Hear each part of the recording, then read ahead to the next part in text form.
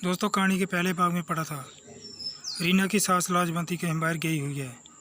रीना और उसकी ननद राधा घर पर अकेले थे।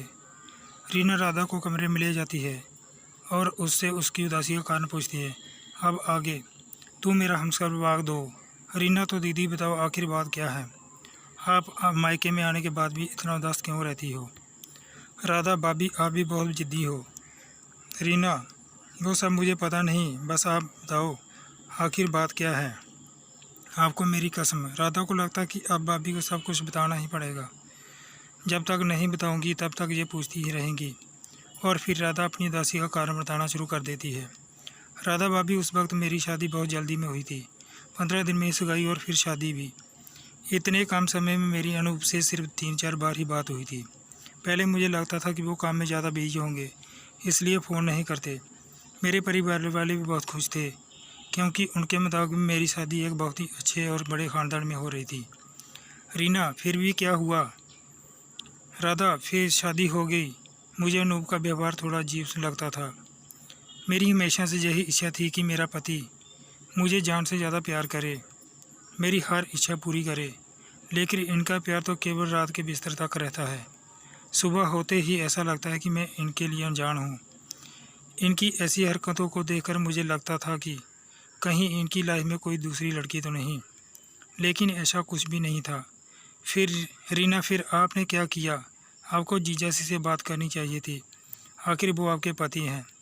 राधा, मैंने तो यही मान लिया था कि शायद इनका स्वभाव ही ऐसा है, लेकिन बाद में मैंने देखा कि पूरे परिवार का रवैया ही बदल रहा है। मैं घबरा गई। मेरी सासू माँ बात बात पर ताने मारने लगती। मेरे ये मत करो, वो मत करो। घर में किसी का आना जाना भी उन्हें अच्छा नहीं लगता था। मेरे जेठ जी की शादी को 6 साल हो गए, लेकिन अभी तक उनके घर में औलाद नहीं है। इसी वजह से सासू माँ जेठानी से भी लड़ती रहती हैं। रीना दीदी, वहाँ इतना कुछ हो रहा था, आपने मम्मी को क्यों नहीं बताया? ना ही ऋषि को कुछ बताया? राधा, क्या बताती भाभी? शादी के 2 महीने बाद ही मुझे पता लगा कि मैं माँ बनने वाली हूँ, जबकि मैं इतनी जल्दी बच्चा नहीं चाहती थी। फिर भी मुझे लगा कि शायद ये बच्चा इस घर का माहौल ठीक कर दे और शायद अनूप के मन में भी मेरे लिए प्यार आ जाए। ये बोलते बोलते उसकी आंखों में आंसू आ जाते हैं। रीना दीदी, प्लीज़ रोना नहीं, आगे बताइए क्या हुआ? वो बच्चा। राधा, जब मैंने अनूप को बताया तो उन्होंने बड़ा नॉर्मल सा रिएक्ट किया। पता नहीं वो इस बात से खुश थे भी या नहीं। उन्होंने बोला माँ को बताया? मैंने कहा नहीं, सोचा पहले आपको बता दूँ। उन्होंने बोला माँ को बता दे। रीना, फिर? राधा, जब मैंने सासू माँ को बताया तो वो बहुत खुश हुई। उन्होंने सभी लोगों का मुंह मीठा कराया और मैं भी बहुत खुश थी। मुझे लगा शायद अब सब कुछ ठीक हो जाएगा, लेकिन शायद इस बात से मेरे जेठ जेठानी खुश नहीं थे, या फिर मुझे ही ऐसा लग रहा था।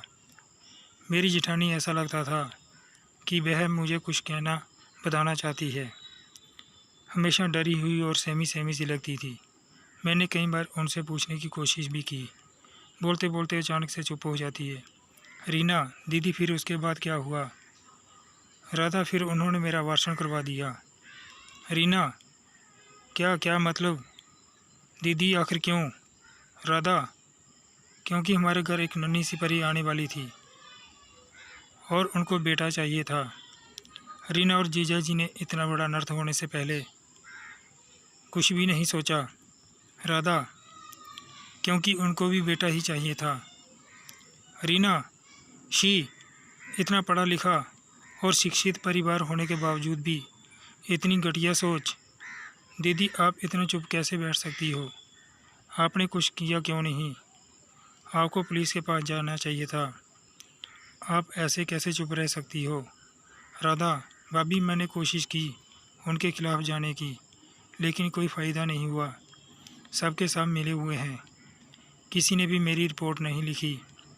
हाँ, किसी ने अनूप को फ़ोन करके बता दिया कि मैं यहाँ हूँ।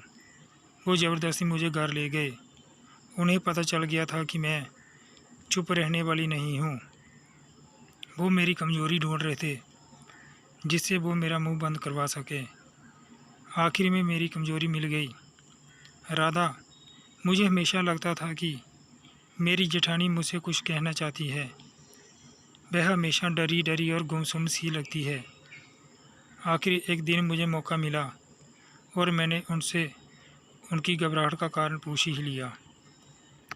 तभी राधा खड़ी हो जाती है, जैसे उसे कोई बुला हुआ काम याद आ गया हो, और उसकी आंखें भी भर आती है।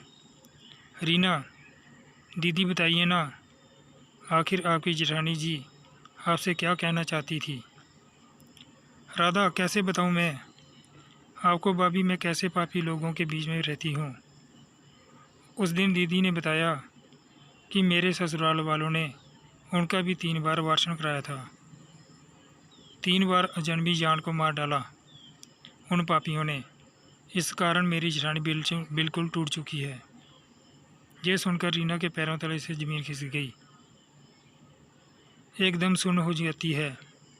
उसे भरोसा नहीं होता कि जो खबरें अखबार और टीवी पर देखने को मिलती हैं वो सब उसकी ननद के घर पर हो रही हैं।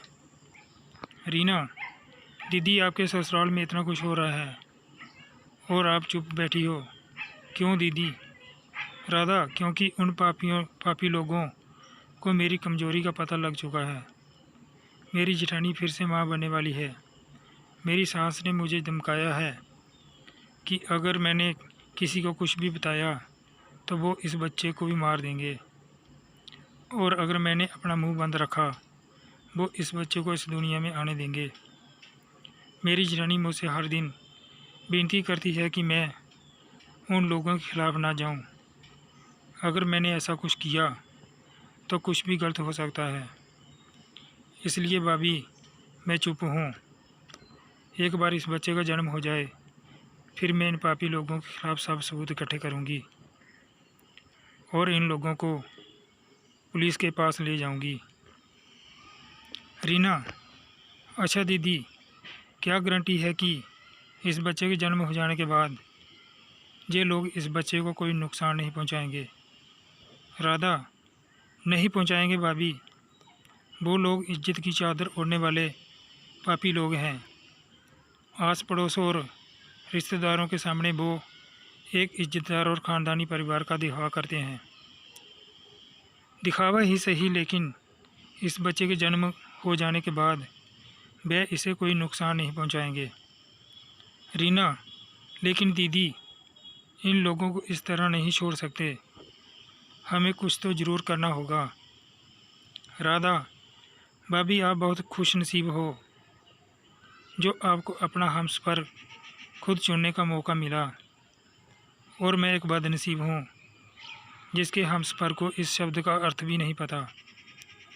रीना, दीदी, आप बिल्कुल टेंशन मत लो, मैं आज ही ऋषि को सब कुछ बता दूँगी। राधा, नहीं भाभी, आपको मेरी कसम, आप भाई को कुछ नहीं कहोगी। मैं कोई रिस्क लेना नहीं चाहती। इस वक्त मुझे चुप ही रहना पड़ेगा। इसी में सबकी भलाई है। ये लोग जैसा कहेंगे मुझे वैसा ही करना पड़ेगा। रीना, ठीक है दीदी, लेकिन आप मुझसे वादा करो कि आप मुझसे कुछ नहीं छिपाएंगी। आपके ससुराल में क्या चल रहा है सब कुछ मुझे बताएंगी। राधा, ठीक है भाभी। इतने में लाजवंती घर वापस आ जाती है। ऋषि भी दफ्तर से जल्दी आ जाता है। भोजन का समय होता है। डाइनिंग टेबल पर लाजवंती, ऋषि और राधा बैठे होते हैं। रीना भोजन परोसती है। लाजवंती, रीना, आ बैठ, तू भी खाना खा ले। रीना, हाँ मम्मी, बैठती हूँ। मम्मी, आंटी जी की पोती कैसी है? अपनी मम्मी पर गई है या फिर पापा पर? आंटी जी की बहू काफ़ी सुंदर है। अगर उनकी पोती अपनी मम्मी पर गई होगी तो वो भी काफ़ी सुंदर होगी। लाजवंती कुछ बोलती है, लेकिन उससे पहले ऋषि बोल पड़ता है। ऋषि, क्या मतलब आपका? मम्मी पर गई होगी, उसके पापा भी तो स्मार्ट हैं, शायद पापा पर ही गई हो। रीना, जी नहीं, लड़कियां अगर अपनी माँ पर जाएं तो ज़्यादा खूबसूरत लगती हैं, और लड़के पापा पर, है ना मम्मी? राधा उन दोनों को देखकर बहुत खुश होती है। उसे लगता है कि अगर पति पत्नी का रिश्ता ऐसा हो तो ज़िंदगी कितनी आसान और खूबसूरत लगती है। लेकिन शायद उसके नसीब में ये सब नहीं है। लाजवंती, तो तुम दोनों सुन लो, मुझे पोता ऋषि जैसा और पोती रीना जैसी चाहिए। अब तुम दोनों इस बारे में भी सोचो। दोनों बच्चों की तरह लड़ते रहते हो। ये सुनकर रीना शर्मा जाती है। वो चुपचाप नज़रें झुकाकर खाना खाने लगती है और देखती है कि ऋषि भी चुपचाप खाना खा रहा है और तिरछी नज़रों से बार बार उसे देख रहा है। ये देखकर रीना को हंसी आ जाती है। ऋषि, राधा, वैसे जीजा जी घर कब आ रहे हैं? शादी से अब तक केवल एक ही बार वो यहाँ आए हैं। राधा, हाँ वो आएंगे, काम का प्रेशर रहता है, लेकिन इस बार वो ज़रूर आएंगे। रीना और राधा एक दूसरे को देखती हैं, जैसे वो दोनों एक दूसरे को हिम्मत दे रही हों। खाना खाकर राधा अपने कमरे में जाती है और कमरे को लॉक करके वह अनूप को फ़ोन करती है।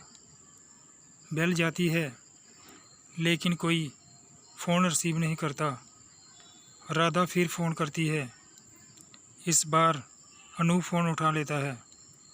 राधा, हेलो। हेलो अनूप। अनूप, बोलो।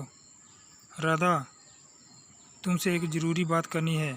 अनूप, अभी बिज़ी हूँ, बाद में करना, बाय। राधा, हेलो, पर मेरी बात तो सुनो। फ़ोन खट हो जाता है।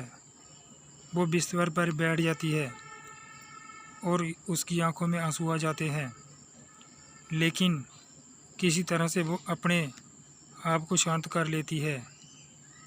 और इसी के साथ इस कहानी तू मेरा हमसफ़र भाग 2 का ये अध्याय समाप्त होता है। वीडियो को आखिर तक देखने के लिए धन्यवाद। कहानी का अगला भाग जानने के लिए वीडियो को लाइक करें, चैनल को सब्सक्राइब ज़रूर करें। मिलते हैं तू मेरा हमसफ़र कहानी भाग 3 के साथ। तब तक के लिए खुश रहिए और अपना ध्यान रखिए।